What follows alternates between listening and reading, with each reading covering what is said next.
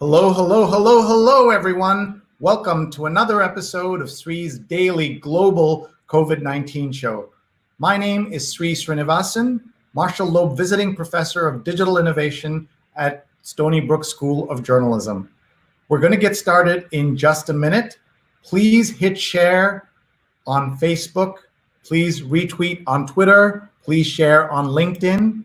And please connect on YouTube. We're going to get started in just a minute. Thanks for being here. Please find me on Twitter, Facebook, YouTube, and LinkedIn, and please hit share. A very important topic that we're going to be covering, and we want your feedback. Tell us where you're watching from around the world. Just say hi or ask a question. This is one of the most important conversations we've had. It's day number 93. Episode number 93. Please hit share right now. We'll get started in just a minute. Thank you all for being here.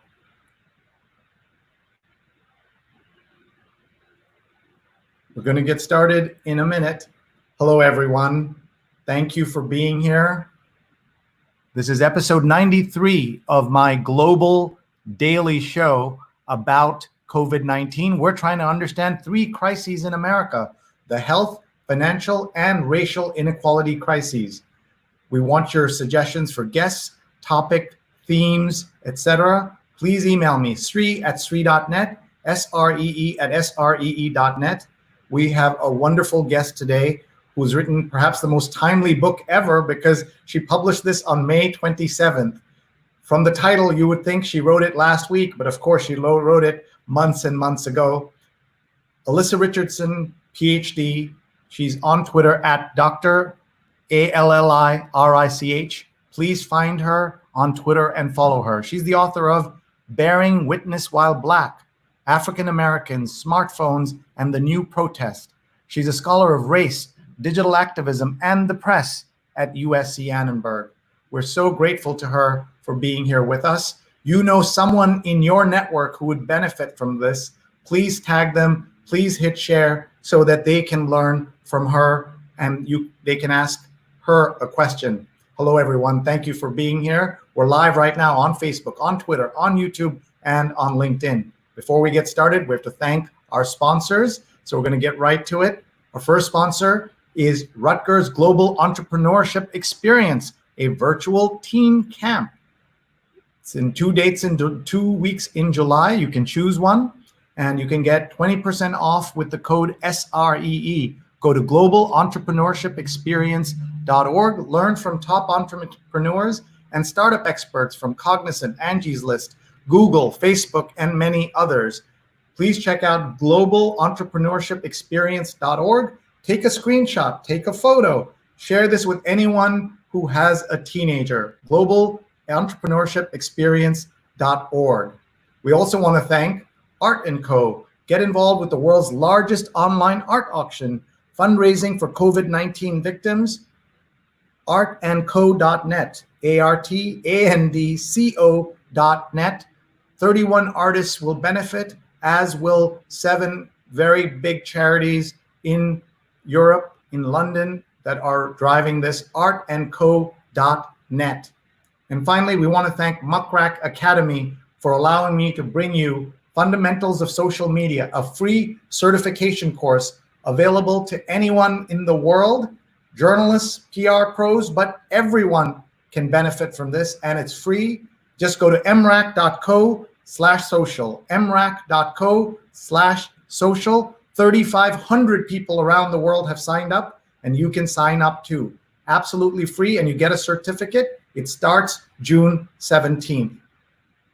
Thank you, folks who have joined us, and big thanks to our sponsors for making all of this possible. Also, a big thank you to our producers, Vandana Menon, she's Vandana_Menon, and Rose Horowitz, Rose Horowitz 31. And also, we're live right now on the multiple channels of Scroll.in, one of India's leading news, culture, and analysis websites. So with that, let me bring you our guest. Let me remind you who she is and what she has written. Her book is called Bearing Witness While Black, African American Smartphones and the New Protest.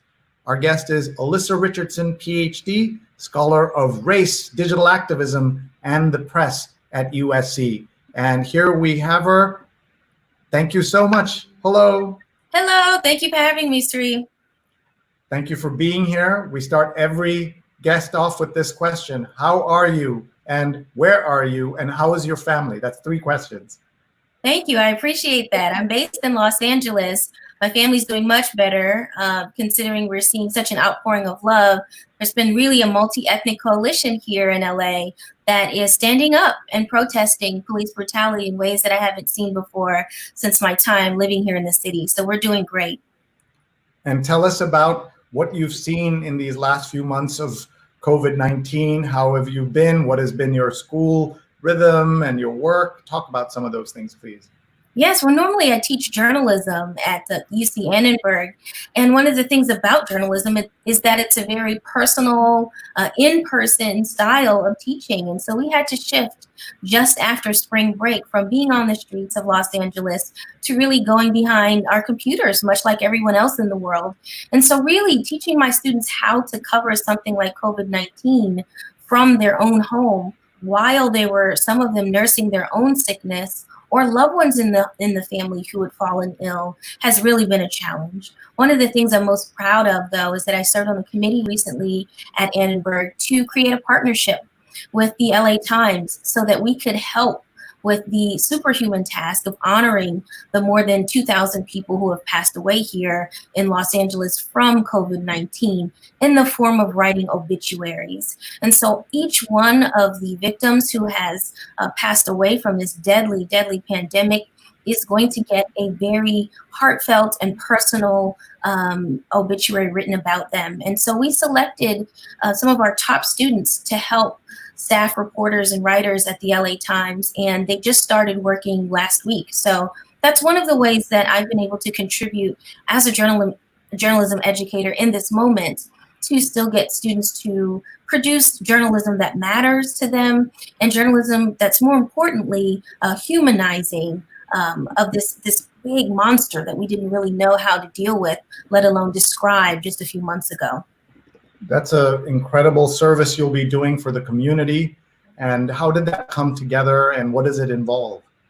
Yes, one of our intrepid journalists on our faculty, Mark Schutz, actually came up with the idea and enlisted all of us to make sure that we were thinking about who should be part of this team. How should we build an inclusive group of students that was multilingual, multicultural in terms of different backgrounds that we were looking for? Because this disease has really affected people from all walks of life in Los Angeles. And so we needed students who could speak multiple languages. We have several polyglots that were happy to join this effort because we knew that we would be going into communities that maybe journalists would probably overlook sometimes, to be quite frank.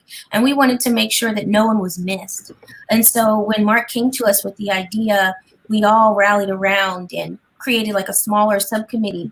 And then we were able to go through very quickly. We had about a 2-week turnaround time to pick out of 65 applications, just 6 students to then pass on. So it was an incredible process to be a part of, and I'm happy that the team was able to send our best and brightest there, especially at a time when journalism is hurting and is not hiring. So we sent a great number of grad students who had recently left and would have been in the job market at this time.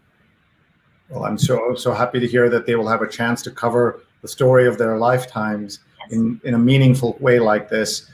Sounds like something like the Portraits of Grief project that the New York Times ran after the 9/11 attacks, to give every single person who died a fair and comprehensive farewell, or at least try to do that in a few hundred words as much as they can. But everybody deserves an obituary, and that's what you're doing. So thank you for doing that. Let's make sure that we remind everyone we're talking to Dr. Elisa Richardson, who is joining us from LA. I'm in New York. This is episode 93. We've been locked down here for 93 straight days, and we've done 93 shows. And we've morphed into not just covering COVID-19, but we're really covering 3 different crises. And I'd like to hear your take on that. The COVID-19 crisis, which is a health crisis, also the financial crisis that is affecting so many millions of people. I'm someone who's lost 2 jobs, so know how painful it is to have someone in the family lose a job. And I can't even imagine 35 million, 40 million people losing their jobs. What a terrible time this is for the world. And that's just in America, not counting all the impacts in every other country. And then finally, the crisis around racial inequality. That crisis has existed decades, centuries, years, but now it's come to a focus with the murder of George Floyd 2 weeks ago now, more than 2 weeks ago. So I'd like you to reflect on all 3 of those, please. And while you're about to do that, I want to remind everyone that we'd love to hear where you're watching from. We'd love for you to ask questions of Dr. Richardson here. And we'll do what we call a global tour, where I'll take you and we'll show you where people are checking in from around the world as we do this. So now we want to remind everyone also to please follow Dr. Ali Rich, Allirich, on Twitter. Yes, and I think that's so interesting that you tie those threads together, because it's important to talk about how inextricably linked the pandemic is to this current fight for racial equality here in the US. I think one of the main narratives that we're starting to see bubble up to the top is that this pandemic was laying bare many of the things that Americans would have been distracted from in the first place. So we don't have sports going on right now. We don't have our entertainment news in the way that we would have. And in many ways, we've gone back to the old way of broadcasting news, where we had the big 3 channels that we were looking for reputable information about how to stay alive. And so in many ways, we were primed because of the algorithms and because of us looking at these sites over and over and over again to watch the death toll, to watch what was happening with schools, to watch what Dr. Fauci said, to watch what was happening if we have family abroad in other places. And so our eyes were all glued and we were a captive audience, so much so that when a man died beneath the knee of another police officer, the entire world saw that in ways that I don't think would have been possible just a few months ago when we were all busy and all involved in our own lives. The pandemic did a couple of things, though, besides give us that captive audience and that 3-channel, if you will, model that we used to have. But it also framed the way that we talk about inequality in this country. And it also laid bare some of the visual hypocrisies in reporting. And I'll give you an example. If we think about who was protesting first in the form of reopen the country, there were people in what we call here in the States, middle Americans, or people in the middle of the country who were arguing that states should be reopened and that their rights were being violated. They were largely white audiences, protesters, and they were armed. And I started to see journalists and journalism scholars opine that what would happen, how would this look if there were people of color protesting in this same way and they were armed? I wonder what that would look like. And so to see just a few weeks later, we actually got to see what that looked like in the form of police who were arresting journalists of color on live television, or shooting them with rubber bullets or spraying them with pepper spray while they were on air. That to me is very jarring, and it's another side effect, if you will, of the pandemic, showing us some things that we maybe did not want to admit before, but now there's no denying. The third thing I think the pandemic did is give people a reason to go outside. I think we all opined in the beginning that the return to normal would be very slow, and that there would be a scientific ending of the pandemic, but a social one too, and that many of us would have to feel comfortable going outside first, and that there would be a lot of furtive glances at our own neighbors, like, are you infected or not, right? But now we saw there was none of that kind of polite tiptoeing back into the public. You know, people across all 50 states here in the US and across nearly 24 countries abroad came out and risked their lives to say, we want an end to police brutality. And again, I think we have to examine the links between the pandemic and some of the language that was used to describe us being at home. A lot of people felt like, is this an overreach of power? I heard a lot of people talking about online, is it necessary that we be locked in here so long?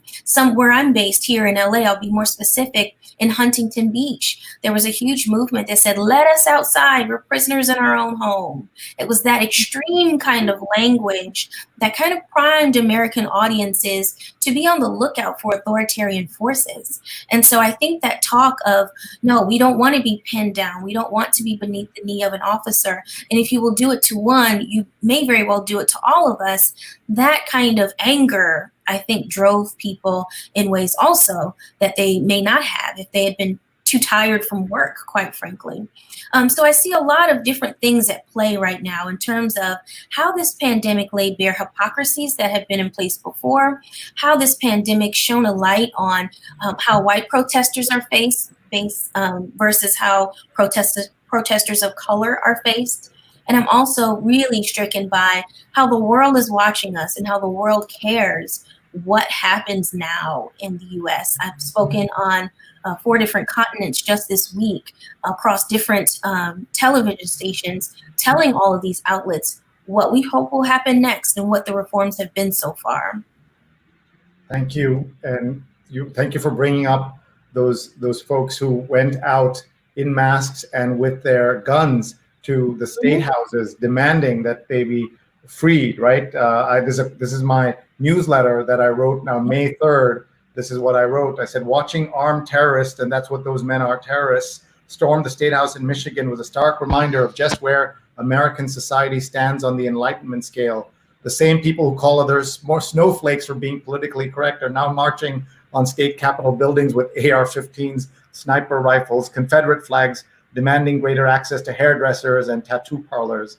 And there too, we mused about what would it be like if these had been African Americans who were doing that. And when the time came for African Americans to protest along with so many other people, they did it mostly peacefully, certainly without guns. I didn't see anyone, even among the people who ended up in the violent protests and the violent looting and everything else that happened, the destruction, all of that. We didn't see guns being carried, AR-15s, things like that. You may remember the very striking video of during a Black Lives Matter protest, a line of folks who had rifles and just standing there. All it was meant to do was intimidate, to threaten, to scare people, and that would not be accepted in any other circumstance. But it was accepted it became accepted right here through what we saw, and that's certainly one of the issues. Tell us, please, about your book. I want everyone to pick it up because, first of all, just the title and the topic, as I said, sounded like this could have been an essay you wrote yesterday or this week, rather than a book you published in this incredibly timely manner. Thank you. The book actually began 10 years ago in a different form. In 2010, that was the year that I launched the Morgan Mojo Lab on the campus of Morgan State University. And Mojo was short for mobile journalist, as we know now. That was the first year that Apple introduced its front and rear facing camera. And in a lot of ways, that was the year that the selfie was born, right? And so I was experimenting with that technology, seeing how marginalized students in that community could be journalists without the fancy equipment. This was an area, if any of the viewers watch The Wire, for example, that had been disinvested in for a very long time. And so there was a lot of crime immediately surrounding our campus. And our students were subjected to violence when they went out to report with big, bulky, expensive cameras. So one of the things my students told me is, I wish I had something smaller, something a little more discreet. And I just don't feel comfortable going out, but I do want to participate and I do want to be a journalist.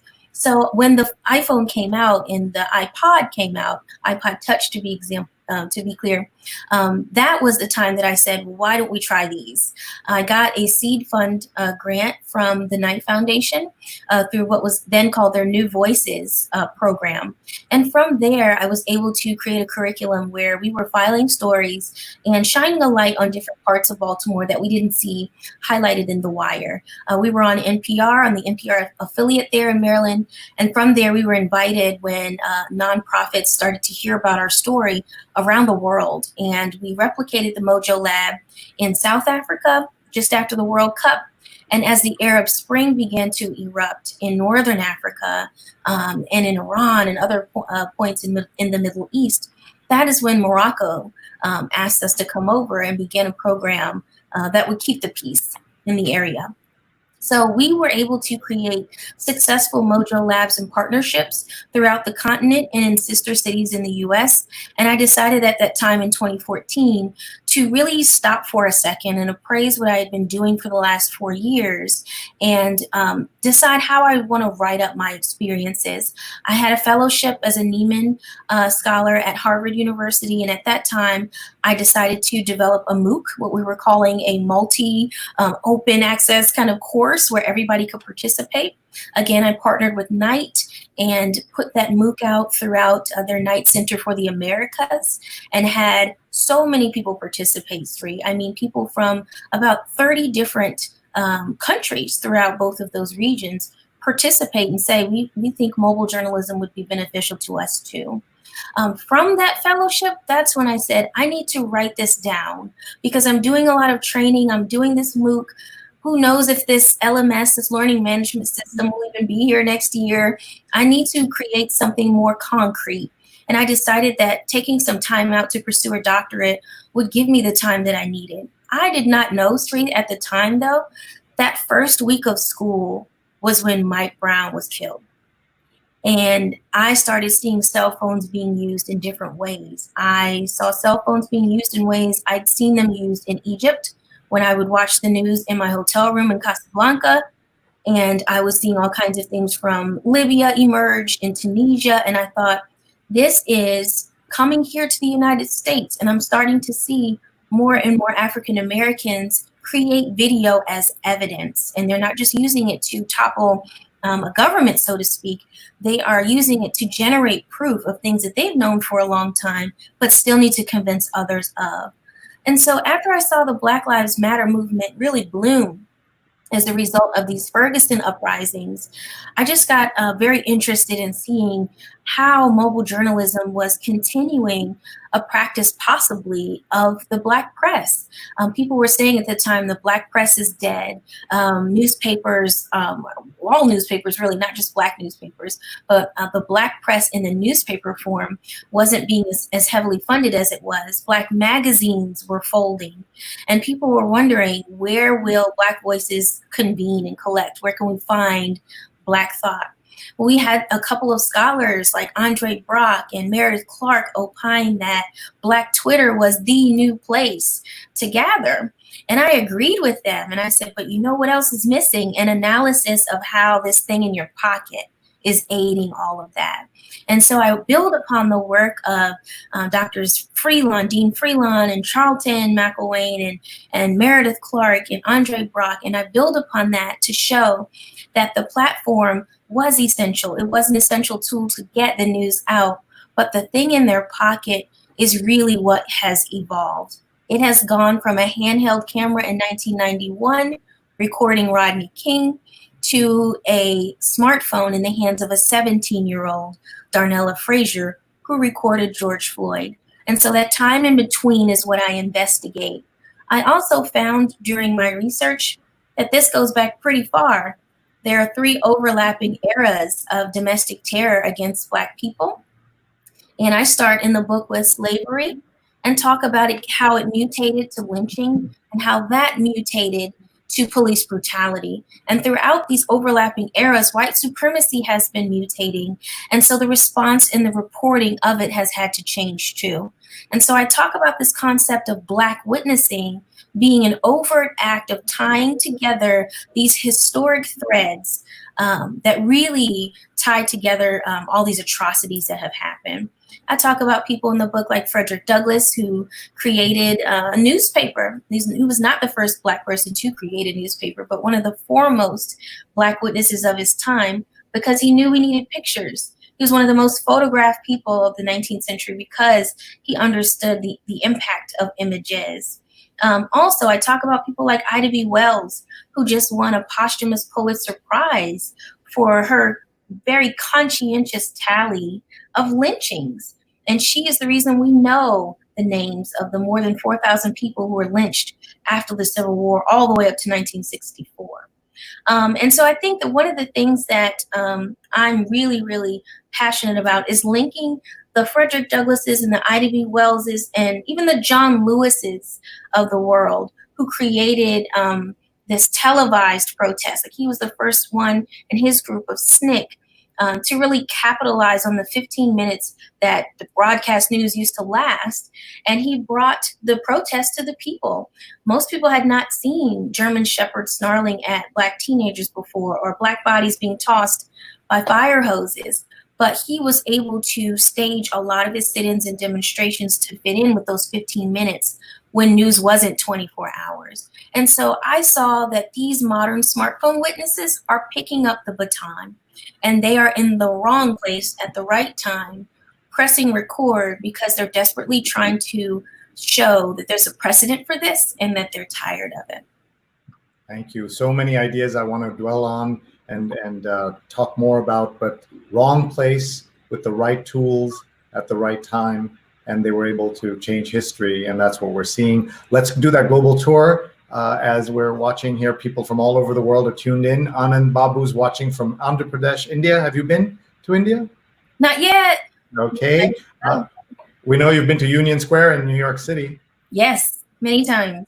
Okay. Ashok is watching from Kerala, where my parents live in India. Paula Kiger's watching from Tallahassee. How about Tallahassee? Have you been? Yes. You have? Very cool. Mark is watching from Durham, North Carolina, and Mark is a former guest on this show. He was a guest when we did an episode on how to be an ally, and he talked about what others can do to support African Americans, and he was just terrific in his ideas. We also met on that same episode Rahul Dubey, a gentleman in DC who sheltered 70 protesters in his home as the police hunted for him. It was really amazing to see. We are seeing so many different people watching here. Stefan says, greetings to all from Ramsey, New Jersey. Hope everyone is well. Wow, episode 93, only 7 more to go to 100. That's going to be amazing. My father's watching from Kerala, India. Hi, Acha, great that you're here. And we're so lucky that we can at least talk in this way, if not in others. Ken is asking, do I know you when I grew up in Tallahassee? I don't know. Maybe he's asking the other person. He's asking probably Paula. Vandana says, that's amazing. She's talking about the obituaries you're going to put together of everybody. And let's see here. Mark says, hope my friends at NABJ Raleigh Durham will check this discussion out. And that's right. You can all tag somebody, any friends of yours who would benefit from this conversation. Please tag them so they can watch this and learn later, even if they can't see it right now. So many folks. Jacqueline says this is very insightful. Thank you, Jacqueline. And flip cameras too. She's remembering those cameras that anybody could take a video and put it online, which was really great. And cell phones used in self-defense. Yes, says Jacqueline. That is absolutely true. Vinny says it's 3:30 a.m. where he is or she is and is watching this. So thank you. Jacqueline's watching from Springfield, Illinois. I saw a comment earlier that I want to pull up that says, Rosh says Indians talking about conditions of blacks in the U.S. is like Saudi Arabians talking about feminism. So let me address that for a second. What's happened is there's a whole set of people in India, as there are all over the world, who are showing their allyship to the Black Lives Matter movement in the United States. But many people have pointed out that many celebrities and others in India who are, condemning the violence and police brutality are themselves part of the whole colorism problem we have in India. There are problems where celebrities endorse things with names like Fair and Lovely or Fair and Handsome. Those are the names of skin creams to make you lighter. And those same people are then saying Black Lives Matter. Or in India, the minorities of, there are these, the caste system means that there are people who are considered in various ways not part of society, or they're called untouchables, a terrible name. All of those folks are not being supported by the same people who are supporting African Americans' rights in the U.S. And just making that comparison is what you're seeing here. Or when people don't object to anti-Muslim things happening in India, but are supporting minority rights in the US. So this is what he's referring to. And we know that there are countries in the world where there are issues like this. And that's what he's referring to. So we just had a global tour, folks. Please post your questions and post your comments, and please share with your friends and family. I know Dr. Richardson had a chance to share, at least on some of her networks, if not all of them. And you had mentioned a couple of people, so I wanted to pull up the Twitter feed here of Meredith Clark. Yes. Meredith D. Clark. We've hosted her at my social media weekend, and she was just on a terrific show that we helped put together called the News Project Live. And she talked about how to cover the issues of our time and why it matters, the tools that we use, and the role of Black Twitter. So everyone should follow her, and everyone should definitely follow Dr. Richardson herself. She is at Dr. Ali Rich, ALLIRICH, and that's her book, Bearing Witness While Black, African American Smartphones and the New Protest Journalism. And you're seeing all of this here. It's such an important book and an important time for everyone to support this book. So let me ask you a little bit about how you, as a scholar of race and activism, are seeing the trends as we look ahead in the next few months. I think one of the trends that I'm most fascinated in is, as a comm scholar, studying the language that's being used. There's a theory that we have called the Overton Window, and basically it states if you say something over and over and over again, eventually it will seem acceptable to many people and not outrageous anymore. That's what we're seeing as one of the crowning achievements of the Black Lives Matter movement. Just years ago in 2014, during the Ferguson uprisings, Black Lives Matter would have been a phrase that was very controversial.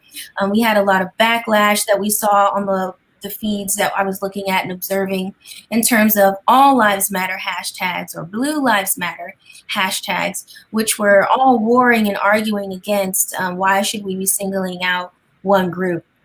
Now, I think the fact that Black Lives Matter is painted on the road that leads to the White House, and not just sidewalk chalk now. This is like yellow highway paint, lane change paint that the mayor ordered it be painted there to symbolize that's the very place where peaceful protesters were attacked and tear gassed as the president made a path to do a photo shoot in front of a church.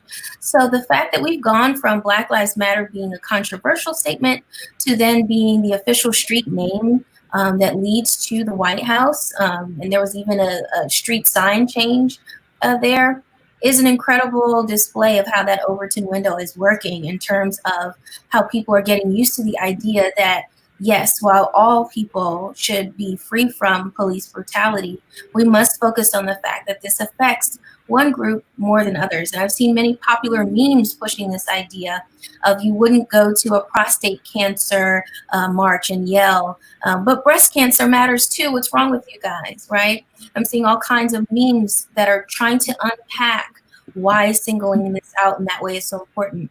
And in that same vein, I'm starting to see other ideas that formerly were radical just a year ago. We wouldn't have been talking about defunding police or getting rid of cash bail, but those are all things that the Black Lives Matter movement has pushed to the fore and really forced us to discuss. I think one more thing that I'll add in terms of trends I'm seeing are we're being forced as journalists to cover these protests differently. Last weekend, I appeared on MSNBC to kind of commend the journalists there for doing a much better job than they did during Ferguson. There's an emphasis now on saying whether an uprising is a peaceful protest or not. There's an emphasis on not using the term race riot, which is loaded and kind of dismisses what African Americans maybe what their demands were. So those kind of things have changed. We've also seen, due to the labor of smartphone witnesses, who was actually doing the destroying or defacing.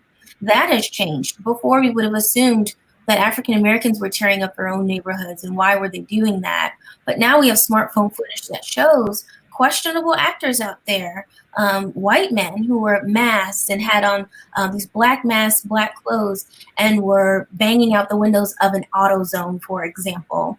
That kind of footage before would not have made it to the mainstream. And again, it's the consummate work of a smartphone journalist who is constantly trying to challenge the counter narrative in ways that I'm interested in. And those are some of the trends that I've seen. Thank you for sharing those. And I just wanted to show you that video that I mentioned that we talked about a little bit earlier. This is the video of these men who were, men and women, we should point out, who were protesting the Black Lives Matter Black Lives Matter video. So here we go. I'm just going to play that, and let's see if we can see that right now.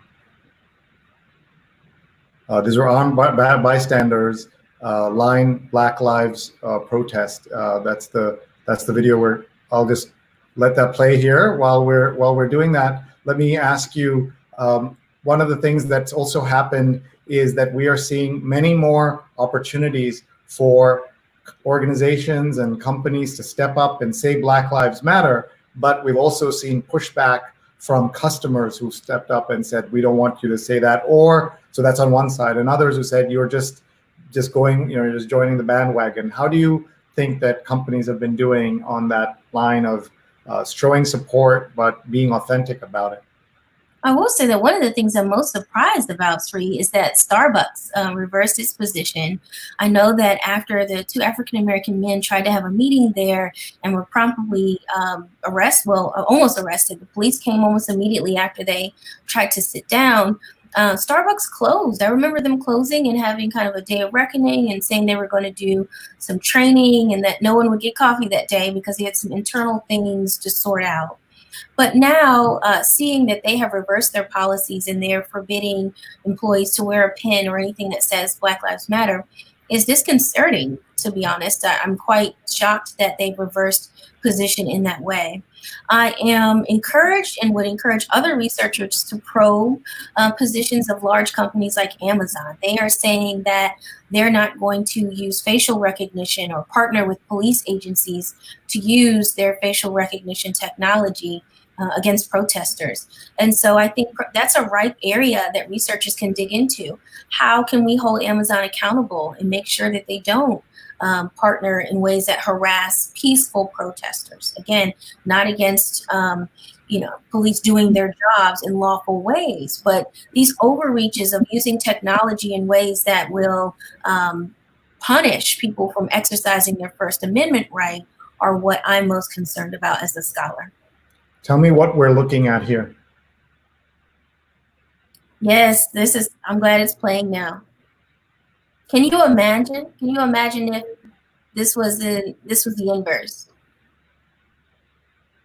So part of what's changed here that's important to note, this is the first time I'm seeing the faces of the white protesters with the guns who were standing out there, because the television station had chosen to block had pixelated the faces of the counter protesters, or I don't know how you want to describe them. So obviously the complaints on Twitter work. Now they're not masking the faces of the white people who were complaining or intimidating the folks with the guns. And that's also something that is worth noting, that sometimes this kind of complaints, the digital activism does have an impact, as we've seen in many, many cases. Folks, you're watching a conversation with Dr. Elisa Richardson. Please post your comments. Tell us where you're watching from. Please ask questions, and you know someone who would benefit from this. Please retweet or tag your friends on Facebook, on Twitter, on YouTube, and on LinkedIn. We're live on all those platforms,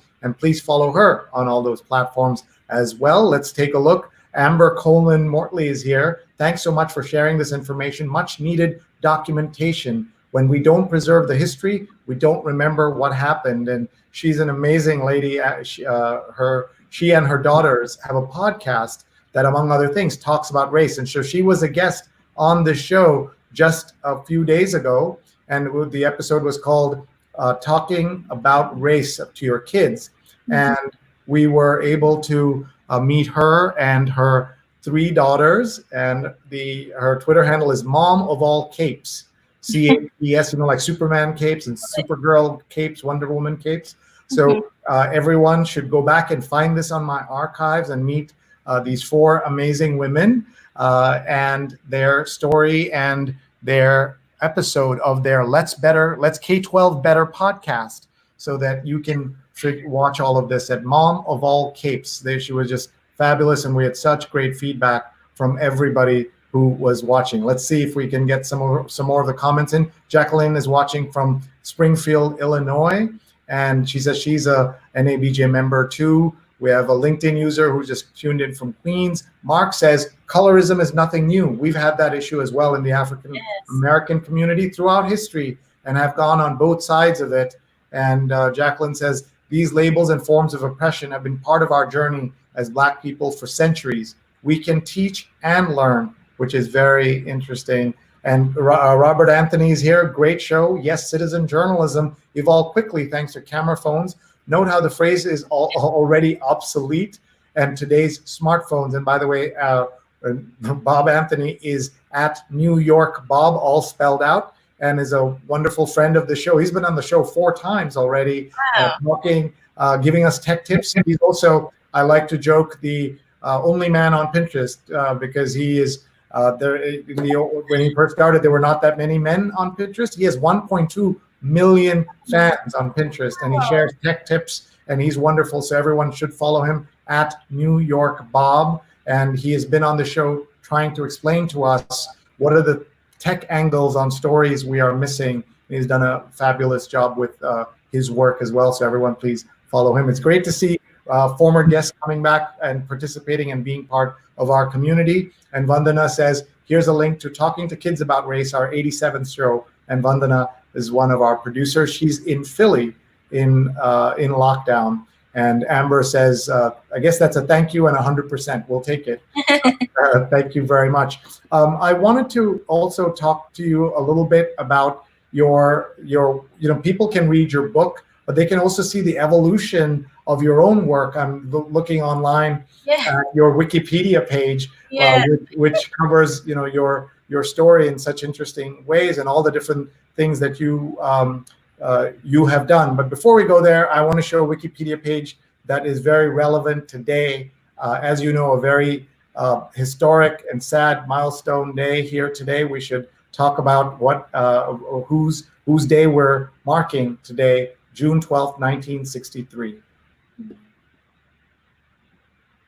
Yes, it's a difficult thing even to discuss for me. It's just seeing and knowing that, seeing those images and seeing those pictures. I had to do a lot of research for the book of times where Black people have been gunned down by police or local vigilantes, and Medgar Evers was one of the people's stories resonated with me most. He was shot and killed in his own driveway. He was an incredible activist. And the fact that he was killed by someone who was part of what was called the White Citizens Council. It was an organized white supremacist outfit. The fact that he was shot right in his driveway, just steps from his wife and children, is not unlike people I've seen in my own lifetime who were killed in front of their families, such as Falando Castile, whose stepdaughter was 4 years old and sat in the backseat of the car while he was gunned down. So to see Medgar Evers and that date, and then just the strength that Murli, his wife, showed throughout the years, carrying on his work and making sure that her children had what they needed, just becomes such a testament to the involvement that Black women have always had in the movement. I think a lot of times what we forget is that Black women have been the architects of a lot of this work, from Ella Baker to Diane Nash, who worked right alongside Congressman John Lewis with SNCC, all the way up to now, where we have the 3 foundresses of the Black Lives Matter movement who are women. And I think it's really sad that as we remember this day, and as we remember a man who lost his life and whose life was taken in his own driveway, I'm reminded of women who have that same story. Women like Breonna Taylor, for example, who was asleep in her own home and whose boyfriend could not protect her as police came through the door and were not identifying themselves, dressed in plain clothes, and he couldn't do the job that he was designed to do, which was to protect her. It really strikes a chord with me because I think about people from my own alma mater. I attended an HBCU, Xavier University of Louisiana, and a Tatiana Jefferson went to my school. She was a Xavierite. And so when we heard as a Xavier community that she'd been shot through the window by a police officer as she played video games with her own relative, again, the sanctity of one's own home and the assumption that you should be safe just harkens back to the Medgar Evers tragedy that happened in our community so many years ago. So when we think of the Botham Johns of the world, who were in their own apartment minding their business, this is old business for African Americans. And for me, it was so easy to draw those lines due to the work that Black witnesses have done throughout time. So I thank you for lifting his name up on this day. This is the last day that he ever saw many, many years ago. Thank you for sharing that. Rahadian says, rest in power, Medgar Evers. And we have Rose Horowitz, who is tweeting, Rose Horowitz 31. Everyone, please follow her and check out her tweets and reshare them. We want people to hear the stories that Dr. Richardson is sharing with us. Mark says, my friend Clark Kenny had the statement, which I found interesting. Melissa Harris Perry offers 4 ideologies that shape the framework for Black political thought: Black nationalism, Black feminism, Black conservatism, and liberal integrationism. And she talks about Black radio, barbershops, beauty salons, Black church, Black Twitter, and Facebook are the places where Black political thought is debated every day. What do you think? I agree, and I love that text. I actually cite it many times in the book because she does an incredible job of continuing W.E.B. Du Bois's work and saying, here's where the informal sites of Black discourse occur, and they're no less valid than that in the academy. And that's the heart of smartphone witnessing. These are African Americans who are training their eye in places that have been formerly forbidden. During slavery, for example, if a slave was being punished, another slave had to look away. We see Hollywood depictions of that all of the time. Think about 12 Years a Slave, when Chiwetel Ejiofor's character was being hanged, and you had slaves in the background looking away and sweeping and doing chores. Black people have not been allowed to look. We couldn't participate in a lynching. We could not cut the person down. We could not hug or hold or even look them in the eye and say, I'm here with you. I will not leave you in this last moment. This is how smartphone witnessing is so different. We can make sure that we don't leave our loved ones, even if we don't know them. We see our relatives as Black witnesses. We see ourselves, we see our relatives in those who are prone, lying on the ground. And this is the first time in history that we were able to say, I'm not going to leave you in this last moment. I may not have been able to be there with you as you were whipped by a slave master. You may have been taken off to the side somewhere. I may not have been there with you as they strung you from a magnolia tree and jeered and took pictures and made postcards out of it later on. But I can be here with you now because I have a cell phone. And I think that tragedy of African Americans even having to do that work, of being there in someone's most private, sacred time, of them taking their last breath, is one of the ironic cruelties of smartphone witnessing. It has been a gift and a curse because it re-traumatizes African Americans who are trying to do a noble service, but end up harming themselves psychically. So I can't understate just how forbidden looking was before, and now that we can, how we have an obligation to do something with what was witnessed. I know that most people who are listening to this around the world wouldn't have even understood those aspects of the terrible crimes of lynching and these other crimes that we are talking about. I want to show you, and one of the things that we are seeing is the celebration of the smartphone. And I don't know if you've seen this cartoon by our friend Matt Davies, who was a guest on a show we had about humor in the time of COVID-19. Very early, we had decided that you have to laugh sometimes, otherwise you would cry all day during COVID-19. Now, of course, there's not much to laugh about today, but we look back at this cartoon that he did just a few days ago. What do you make of this? If you can see it, tell us your thoughts.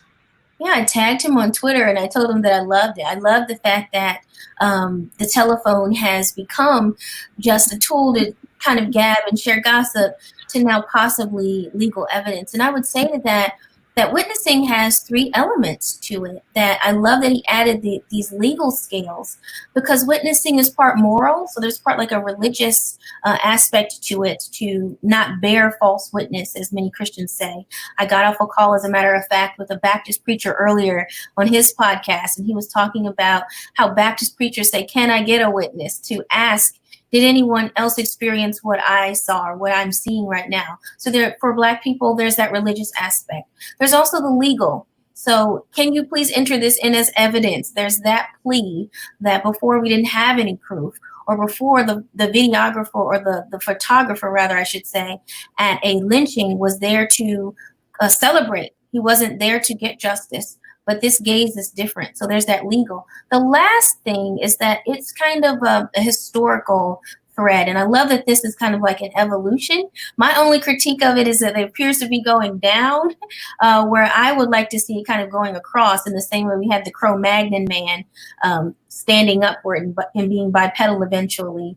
Because I think that rather than a descent, it is an ascent in terms of us being able to use these kinds of footage to move the needle in the direction of justice in ways we wouldn't have been able to do before. Without proof before, this wouldn't even be a discussion. And I think that we have to keep pushing to allow these kinds of evidence to live up to this cartoon and get racial justice on par with each other to get that balance.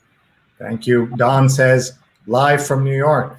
And Rahadyan says, I remember when citizen journalism was a point of discussion at many journalism conventions circa 2000. Smartphones and the wireless technologies to support them have vastly improved now in 2020, in those 20 years since.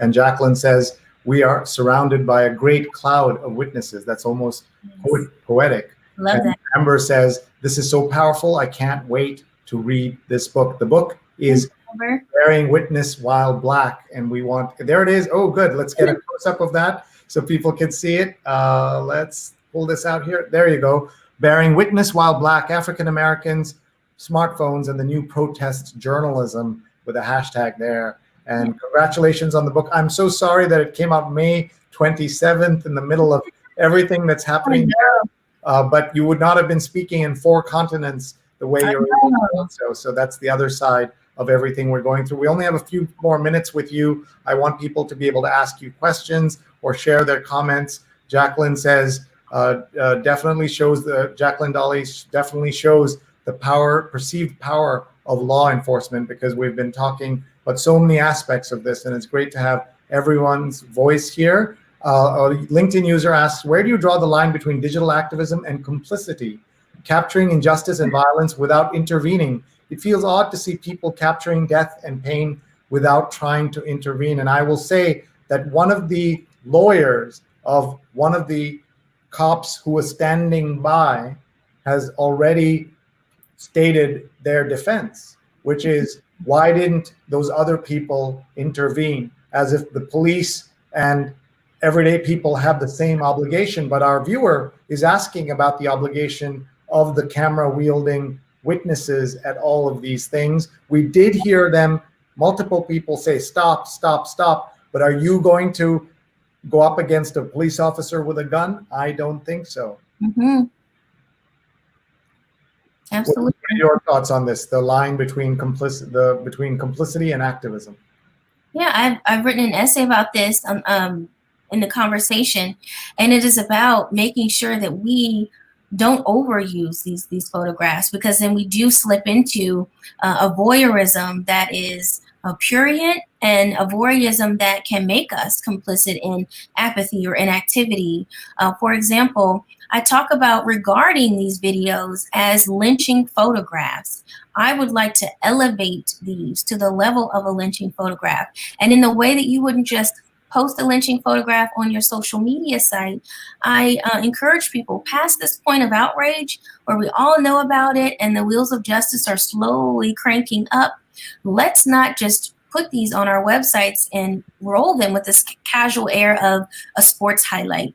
And so what activists did in the past during the civil rights movement is when they would have lynching photographs, they would use them, they would publish them for awareness, for sure, but they would then place them in a shadow archive after groups began to talk about reform or justice. And so we have made this decision as journalists. We make it all the time about whose death deserves dignity. We, for example, don't go looking for any pictures of mass shootings when they largely affect white people. For instance, no one is looking or digging around for the Las Vegas shootings, and more than 200 people died that day due to the actions of one person. And we don't go digging around for that.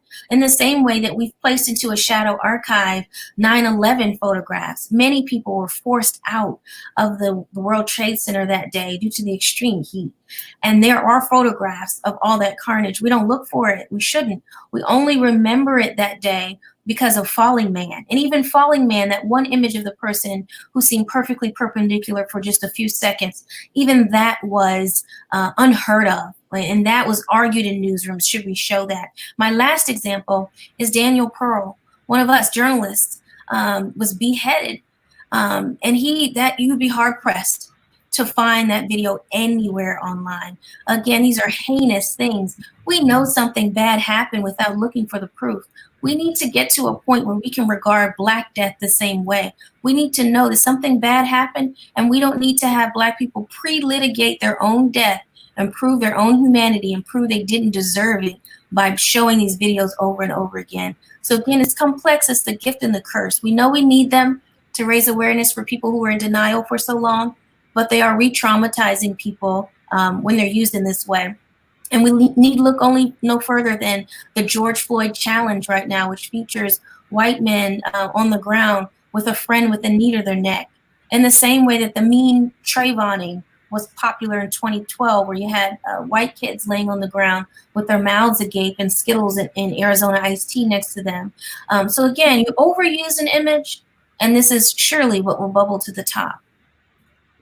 Thank you for telling us these stories and reminding us of the pain that people cause in different ways. Here's a comment from Shiva Ramesh, says, great program.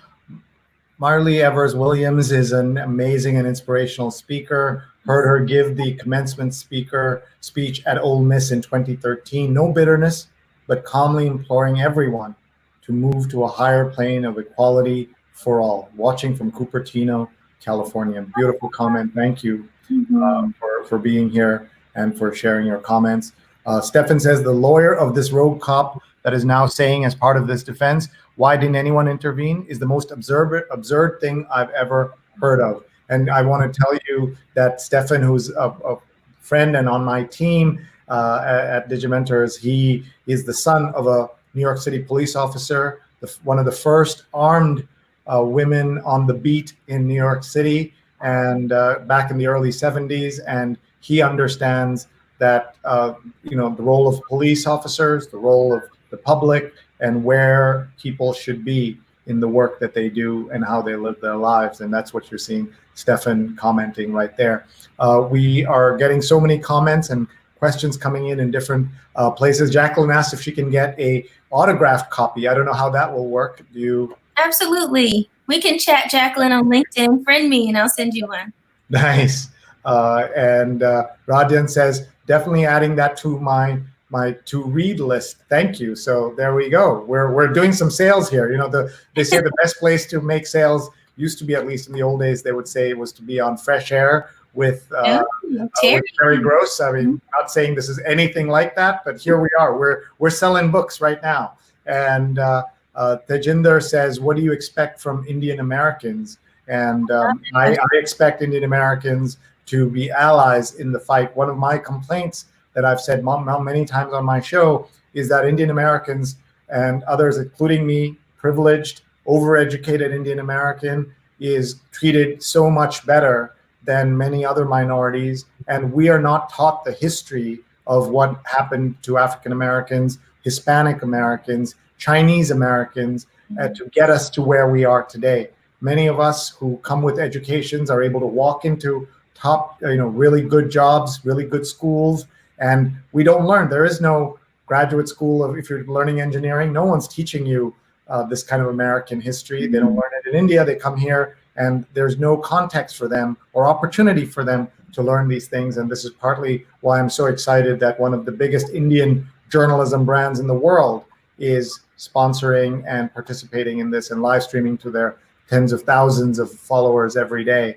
And it makes a big difference in who we're able to reach. So just a couple of minutes left. I do want to do something unusual. We say that academic work is academic and we talk about the popular press, but here's what we're going to do. We're going to take a look at your work at Annenberg, and we're going to look at the publications and work section, and you can tell us about some of your journal articles and what these are about, so that even those of us who are, I'm an academic, but I don't have a PhD, unlike you, doctor, what they would learn if they look at each of these. So can you walk through 3 or 4 of them? Let's start at the very first one here, dismantling respectability. Sure. And we'll do it in short bursts because we've lost it. Sure, yeah. Dismantling respectability is for anyone who wants to know why Black women have not formally been recognized in the civil rights movement. What were the forces at play, and how has women of the Black Lives Matter movement turned that paradigm on its head? Why is it that there's no charismatic Black male leader of this movement, and why are all the women in the front? That's the explanation. The Poitier Effect talks about this. It's a book review, actually, of an incredible book that talks about this magical Negro idea. And you see it often in Hollywood, of how Sidney Poitier and other African Americans were used to guide white people in the films to some big realization about life. And what did that do? What did those racial melodramas do to how we think about the civil rights movement? We romanticize it too much. The next one, The Myth of Post-Racialism, is another book review. It's scathing. It's basically talking about how why a lot of Black people leave the newsrooms, because there's so many different things going on there. Bearing Witness While Black, I'm really proud of that. That's the formative paper that set the stage for the book. And then the Say Her Name lesson plan is for anybody who's interested in exploring how you can teach intersectionality in the frame of journalism. So it's not just that they're Black, but they're Black and women and being harassed by cops. And that is a totally different kind of oppression that I draw attention to. And it should be taught separately, or I should say separately, but alongside the Black Lives Matter movement to highlight women. Last thing is for my ancestors. I did some digging and I found out that I had some relatives who worked on the railroad. Some were Pullman porters and some were railway conductors. And I found there's an incredible link and legacy between Pullman porters who worked on trains becoming journalists. And so they were the very first ones who crisscrossed the country and had that mobility to tell what was going on. I've read a lot about the Pullman porters. I've seen a couple of documentaries, but I didn't know this aspect of the journalism. So thank you for sharing that. I might be cracking open an academic journal to learn some more. We have so many comments coming in. Apollo's watching from Las Vegas and says, why aren't we talking about the legal constructs and practices that target individuals who may have suffered traumas and profiled as possible quarry? That's real and so unethical. Mm-hmm. I think we are. And I think that's the great thing about where the Black Lives Matter movement is now. People are ready to talk about structural inequality and racism and how we got here. We were at this point where people were saying, well, why don't they just work harder, for example? But I'm starting to see all kinds of incredible editorials. Just last week, the creator of Veggie Tales, Phil Vischer, who is white, came out and said, the way I tell my family's story has been disingenuous. I talk about us being hard scrabble and working our way up, working really hard even after my dad left. But I don't tell you that we were the owners of this huge multinational tire company. We were wealthy. So when my parents split, my mom got the house, which Black people could not get. They couldn't get mortgages. They couldn't own homes. And my mom took that money and planted us in a wealthy Illinois suburb where I went to a great public school. would not have been possible for a Black person at that time, probably not now. He said, and white people, we have to be more comfortable with telling our story honestly that way. And so I think there are people who are really communicating that they're finally ready to take the blinders off, admit their role in perpetuating privilege, and try to figure out where we go from here. All right, we have a question here. We have a couple of comments. Another great leader and more modern leader, AlexisPauline.com. Yeah. And Tajinder is asking, what's the difference between demanding freebies and being responsible for Black folks? So first of all, I think that question comes across in a way that I think is not, I hope that's not what it's intended, that when white people who run multi-billion-dollar companies get freebies in the terms of subsidies and corporate welfare, nobody calls that corporate welfare, but they're not demanding, freebies. So if you could talk about that narrative as well, please. Yeah, I think all along Black people have been responsible for themselves. I think even when we think about Juneteenth, and as Juneteenth is about to approach, and we think about where the president is getting ready to give his huge stump speech in Oklahoma, I think that location was chosen for a reason, because that's a location of so-called Black Wall Street. Back in 1921, that was one of the wealthiest Black areas in the entire country. And because of the jealousy that was surrounding that community, one incident where a Black man tripped in an elevator and kind of brushed into a white woman turned into a day-long racial massacre. The entire neighborhood was burned to the ground. And Black America has been burning to the ground since then, with disinvestment, all kinds of racist policies, redlining. And so I would encourage anyone who's talking about freebies to know the history of calculated disinvestment against African Americans. It's not that these are freebies, it's been laws that have been put in place to make sure that African Americans didn't have the same shot. So things like the GI Bill were off limits to us when large amounts of white people were growing their wealth that way. Fair Housing Act was created because there was so much dishonesty in how Black people weren't able to get loans. And so when you're systematically shut out for a system generationally and not allowed to build wealth, I think that is what many people are calling for an end to. So it's not that they're freebies. They're African Americans who have risen through the ranks to do incredible hard work. And that's the thing that I think people have to educate themselves on.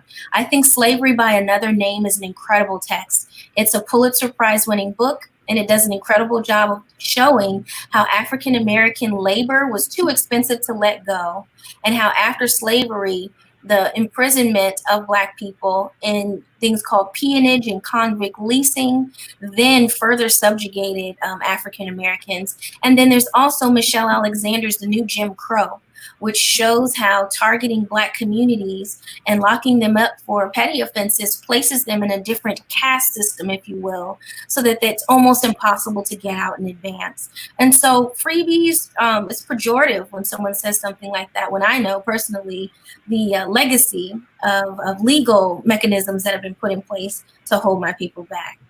Thank you for saying that so clearly so that everybody can hear. And this is what I mean. Indian Americans don't know the history of America the way they should. And not all of them, of course, and not all Indian Americans are successful. Not all of them are rich, but we have bought into various myths, including the model minority myth, and are not informed about what we should know about in this country. And since you mentioned Oklahoma and Tulsa, I do want to show you this interview I did just last Friday with my former student Shomari Wills, who wrote Black Fortunes, the story of the first 6 African Americans who escaped slavery and became millionaires.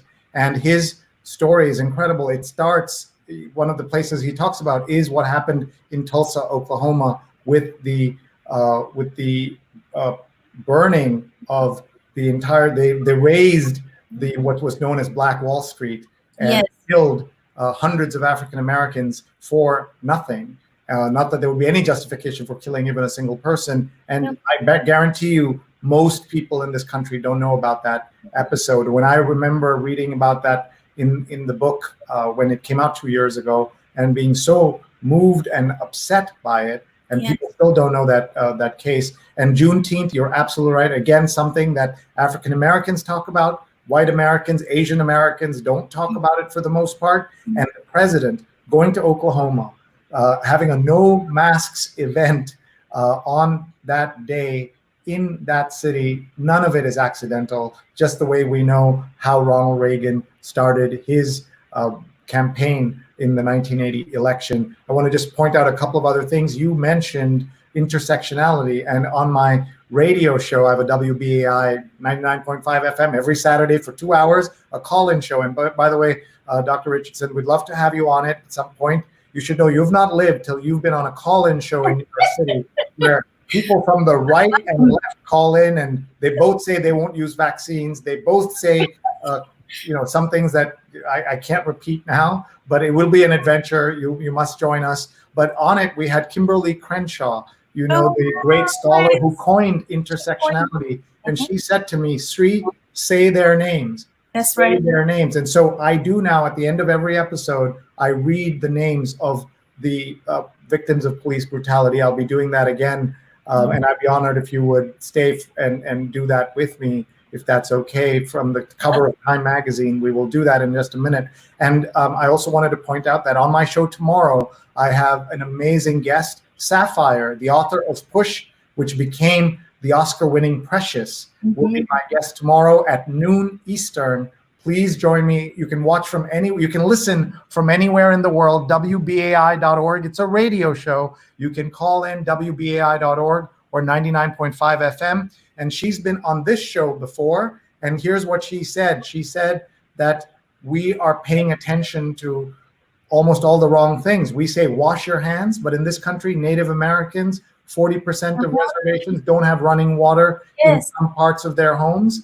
And you're saying wash your hands. What are you talking about, is what she said. And she's new to Twitter. She's in fact brand new to Twitter. She has less than 100 followers.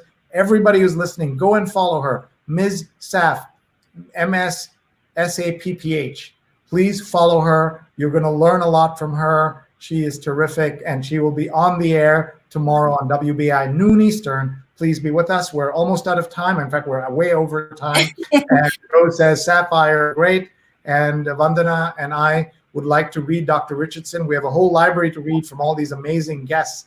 And that is true. We've had so many cool guests from around the world joining us. We're very grateful. I've stopped counting, but in the first 75 shows, we had 155 guests.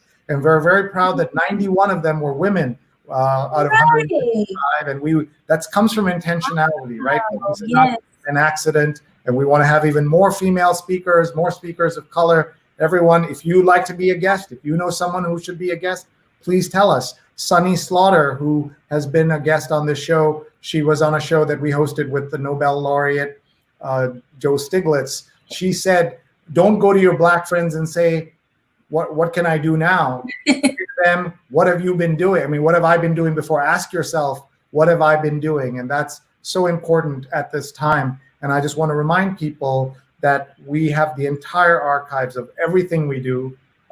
They're all on my YouTube channel, youtube.com/Sreenet, SREENET. I'm sorry I didn't get to all the comments, but I want to give you a chance, Dr. Richardson, to give us a final thought, and then we'll read the names together. Sure. I think one of the most important messages that I can take away from Bearing Witness While Black and writing that book is that these witnesses put their bodies on the line in such a way that I'll probably never know the risk of. To be there in that moment with a police officer in a highly charged atmosphere, watching someone take their last breath is one of the bravest things that I can think of. When most people would have an instinct to run, these folks press record instead. And so this book is really, it honors the journalism that they're doing. It places them in the same historic continuum as some of the giants. And I hope eventually that we'll live in a world where we don't need these videos, that we can just move forward with justice when we know something wrong has happened. I dedicate the book to Lorato, who was one of my favorite students when I was teaching in South Africa. She passed away, but she was one of the most foremost mobile journalists. I mean, filed 2, 3, 4 stories a day and would sit there politely waiting for me and say, what are we doing next, Miss Alisa? And so I think that having students like Lorato being able to use this tiny device to speak their truth when they maybe wouldn't have been able to because things would have been too expensive in Soweto has moved me in such a way that I want to continue elevating their stories as well as their names. I also want to dedicate this presentation, to Diana Reynolds, who I call the Lulus Witness. She was 4 years old and in the back seat when Falando Castile took his last breaths, and she was his stepdaughter. And she was 4 years old. That just really sticks with me because I had a 4-year-old at the time. She's now 8. And I think I wish the two of them had been playing rather than, her having to see that, because his life mattered and everyone else who has died this heinous way mattered too. And so I hope we can get to a point where we recognize that inherently and we don't have to argue about it anymore. Thank you, Dr. Richardson. And we should point out, by the way, the doctor almost became a medical doctor, right? You had a chance to go, you went to medical school but didn't finish, and we're lucky that you're fighting the info pandemic instead of the pandemic itself. Yes, I didn't even start. I said, I was holding 2 acceptance letters, and I said, let me take the road less traveled. So I handed it to my dad because I'm a first generation on that side. He's from Grenada, from the Caribbean. And so I handed it to him so he could keep it because that was always his dream. But yeah, I didn't even step foot inside that building. I decided I wanted to write. So. And we're all lucky for it. All right, so now we're going to just show the Time magazine cover. I don't know if you've had a chance to see this. It's with the painting by Titus Kaffer, an amazing painting, and it's inspired by this photograph of George Floyd with his mother, Larcinia, who died 2 years and 1 week before he would be killed on the streets of Minneapolis. And all along the border, you're seeing the names that I'm now going to show on the screen. And Dr. Richardson, you could read a few and then pause, and then I'll read a few, and then you can read some, if that's okay. Sure. Trayvon Martin, Yvette Smith, Eric Garner, Michael Brown, Laquan McDonald, Tanisha Anderson.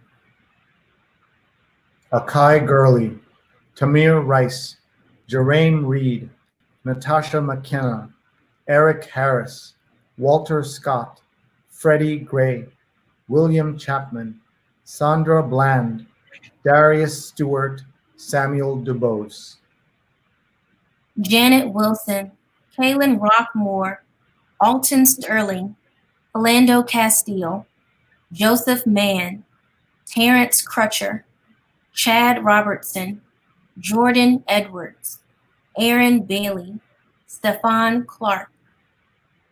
Danny Ray Thomas, Antoine Rose, Botham John, Tatiana Jefferson, Michael Dean, Ahmaud Arbery, Breonna Taylor, and George Floyd.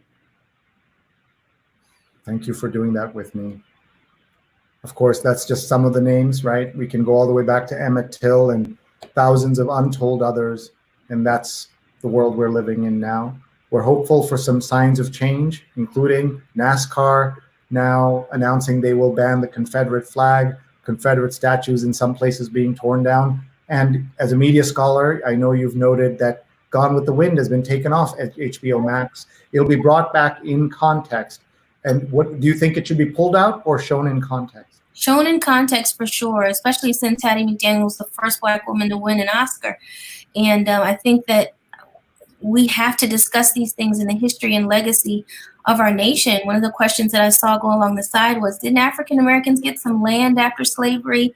Well, no, that 40 acres and a mule was reversed. That was Sherman's order, and it was reversed. And immediately the lynching began when African Americans started to ask for those 40 acres and that mule. And so I think that we have to keep discussing what really happened in the United States and how it set African Americans so far back. Generations to come.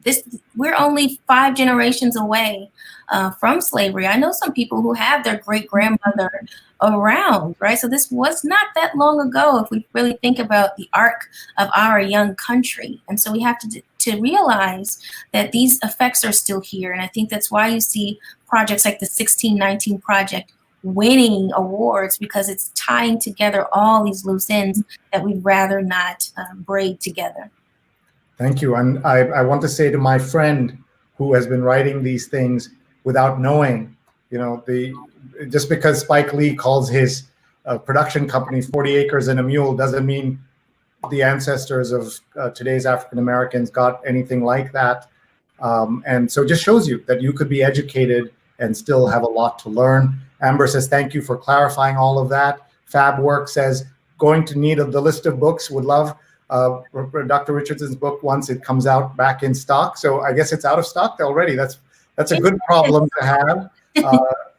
It says, such discussion leads towards good prosperity of the nation, healthy discussion in the world. Thank you for your positivity. We are so happy to be able to bring this conversation to you. Rahadyan says, I'm 57 and still have a lot to learn. I appreciate the information that will help me along. Stefan says, amazing hour. And Jacqueline's volunteered to be a speaker. Please let me know. Just drop us a note. Our folks will be in touch. Jonathan says, great show. He's watched 93 episodes in a row. Right, yeah, he's going to be on my 100th show, I hope. Tim Sohn is watching from Pennsylvania. The good news is you can just watch right after this. It'll just start playing on Facebook, Twitter, YouTube, and LinkedIn. And this is live every single day, folks. We're live. So please join us. We'll have another show 9 p.m. And I want to tell you that next Thursday, I'm excited to say, we have the chief scientist of the WHO will be a guest on this channel at noon Eastern.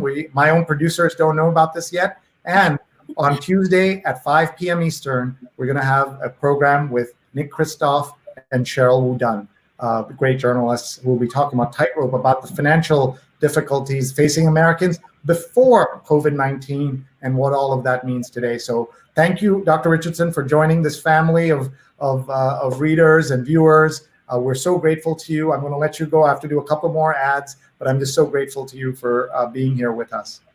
Thank you for having me, and thank you for being such a strong ally. I really appreciate it. Thank you, and we'll see you soon. Follow her, please, Dr. Ali Rich, ALLIRICH on Twitter. Bye-bye. Bye. I am so grateful to her and to all of you for watching. We went an hour and 20 minutes. We're supposed to go 1 hour. Thank you, everybody, for being here. We must pay our bills, so we must thank our sponsors. It's very, very important. Our sponsors are Art & Co. Get involved with the world's largest online art auction, fundraising for COVID-19 victims, artandco.net. Please support Global Entrepreneurship Experience, a virtual teen camp. Get 20% off with code SREE from Rutgers, globalentrepreneurshipexperience.org. Please check it out. Please take a photo. Please share it. And finally, thank you to Muckrack Academy for allowing me to do Fundamentals of Social Media, a free certification course launching next Wednesday. mrac.co/social, mrac.co/social. And that's it, folks. Episode number 93. Thank you all for being here. I'm so grateful to you. We'll see you again. And please email me, Sree@sree.net, SREE@sree.net. Bye-bye.